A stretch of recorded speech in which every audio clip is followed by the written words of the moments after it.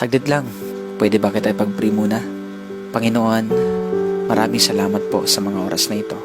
Lord God, hindi po aksidente muli na siya po ay nandito, Panginoon. Bigla niya napanood ang video na to. Lord, I pray in the name of Jesus na anuman ang gumugulo sa taong ito, Panginoon, anumang ginagawa ng kaaway sa kanyang buhay, sa pamamagitan, Lord, ng mga problema, sa pamamagitan ng mga pagsubok, mga sitwasyon na matitindi sa kanyang buhay. Dalangin ko ngayon, Panginoon, bigyan mo siya, Panginoon, o God, na lakas na nanggagaling sa iyo. Ano man ang kanya pong dinadala sa mga oras na to, Panginoon. Lord, maaaring ang taong ito, wala po siyang ibang mapagsabihan sa sobrang bigat na kanyang nararamdaman. Maaaring ang taong ito ngayon, Panginoon, hindi po niya alam kung saan siya lalapit at kung ano po ang kanyang gagawin. Napatanong na siguro ang taong ito, Panginoon, na may Diyos kaya na nagmamahal sa akin?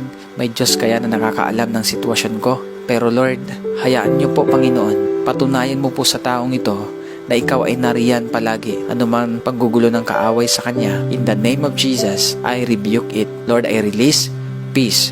I release joy. I release strength. I release life. I release restoration in the mighty name of Jesus. Salamat po, Panginoon. In Jesus' name, amen and amen.